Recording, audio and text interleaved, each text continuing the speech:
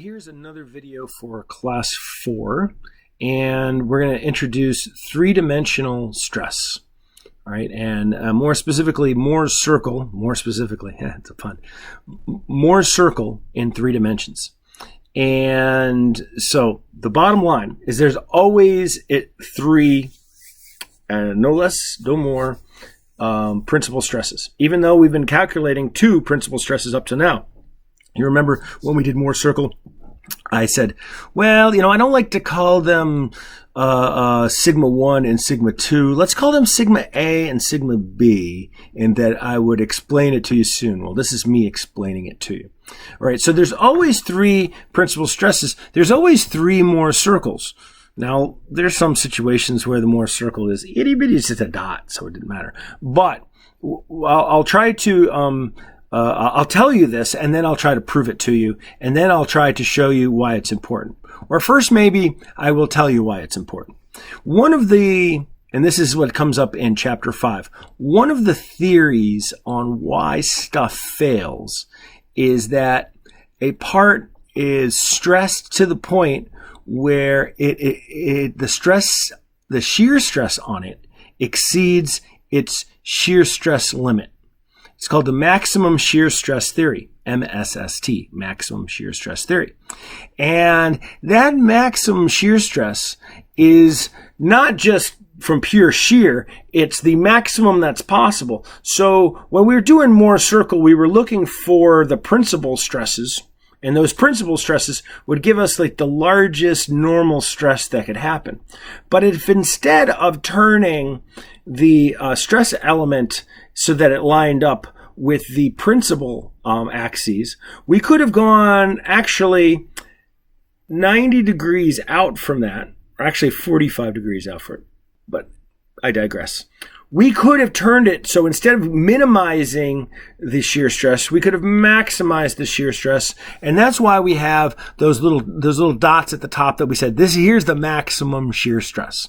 Well, it turns out that you can have different situations, and we'll explain what those are, where there is a larger absolute maximum shear than what you might have suspected based on the values you calculated doing Mohr's circle the other way, right? So there are 3 principal stresses in any stress element, and a lot of times one of them is going to be 0, but a lot of times it will matter. So let me prove this to you with an example of that there are 3 principal stresses. All right. So let me have on here, I am going to draw a scenario where we have compression of 60, and I'm not even going to tell you whether it's PSI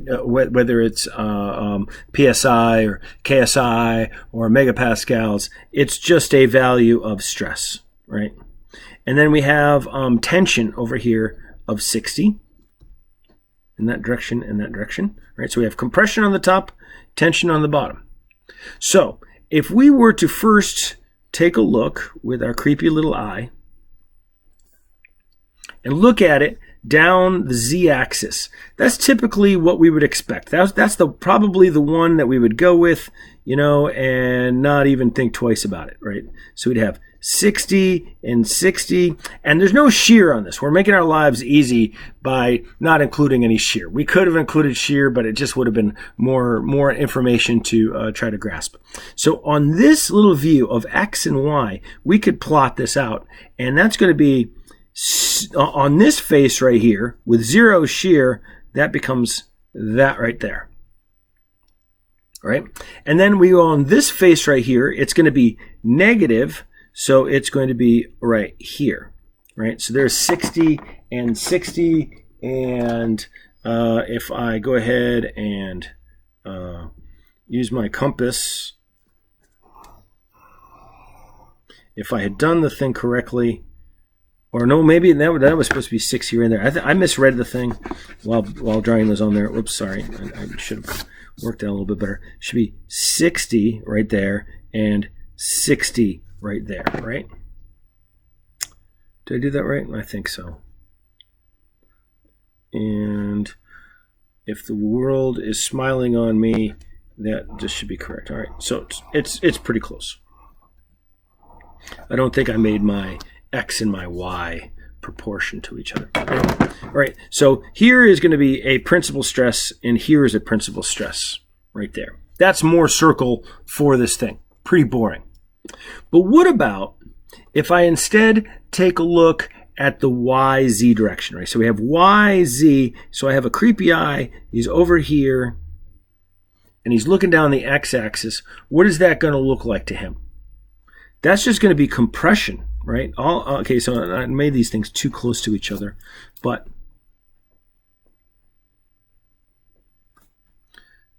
compression and compression. Both of them are 60, right? That's 60 there, and there's nothing going on in the z direction. What if I plot a Mohr circle for that?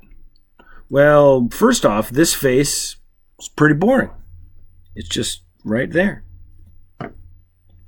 This face is this point right here. So there's a Mohr circle, if I could figure out a way to get it in there, that goes in between here and here.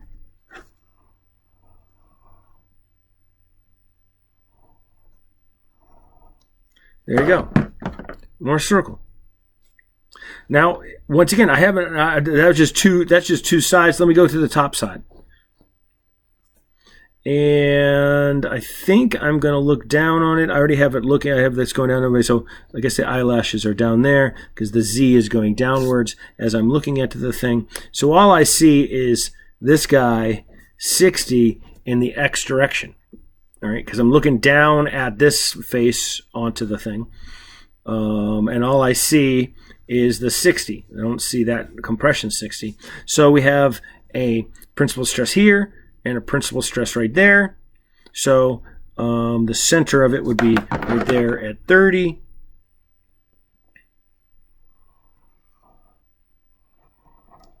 And we have this guy.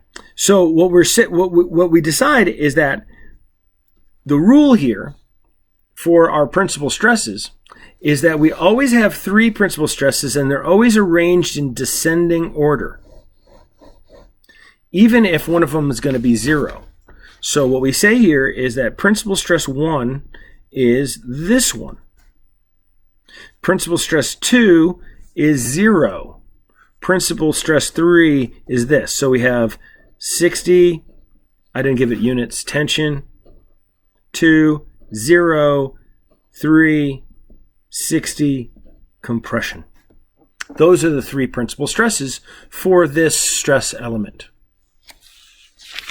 Now let me do something a little, oh, and by the way, the important thing here is now there's also 3 maximum shears.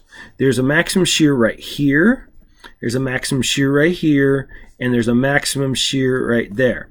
And the way that we refer to these right here, and by the way, they're equal to the radii right here, right? So they're this radius right there. So whatever that is going to be 30, right? So we're going to call this one, let's call this one tau, and we call that 1, 2. And then we call this one tau, right here. This is tau 2, 3.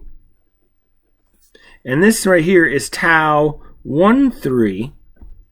But he's larger than these other two, and almost, I know, always, he's also the abs max. So we could write out with a tau 1, 2 is 30. Tau 2, 3 is 30. Did I say that wrong? Yeah. And then tau 1, 3 is tau abs max. And he's equal to 60. And again, it didn't give it units. So there you go. That right there is really the important thing that comes out of this. Right now, and it didn't matter for this because already when we looked at the X and the Y, that tau was going to be the maximum anyway. Right, so we didn't really even drawing these other two circles was just infotainment. But this does actually come up in an important way, and I think this next one will be correct right here. So I'm going to have the situation here where I'm going to say that the X direction is 80 ksi, and the y direction is 20 KSI, and there's no shear applied to this, right?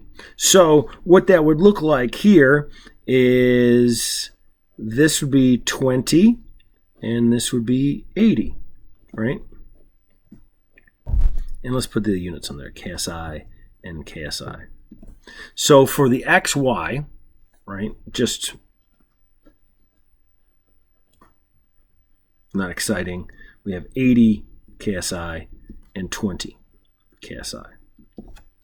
So plotting this there's no shear, so that, plotting that face is just right there. Plotting this face is just right there. And I'm looking for my drafting tools because I didn't.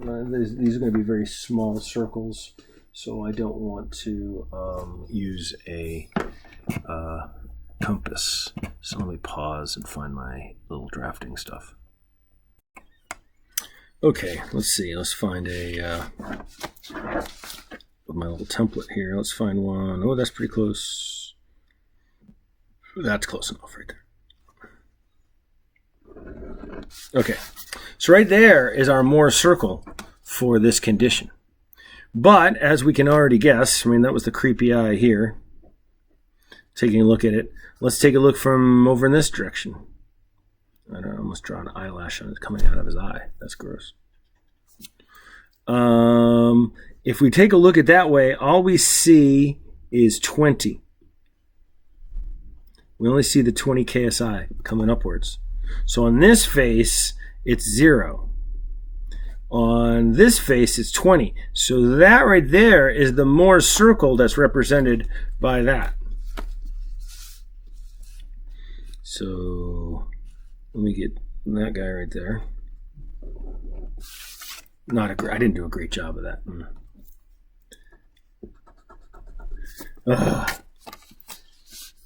Let's see here. A little bit better. I have a big, thick pencil lead, so that really messes things up. All right, better. All right. And then if we have, the top view of this thing, right there, where I have Z going downwards, right there, all we're seeing in the X direction is our 80 KSI, right? So that means in that face, here is the one that we plot, and on that face, it's 0. So we have an overall larger Mohr circle somewhere here. One of you has to be able to be the right size, or that's pretty close.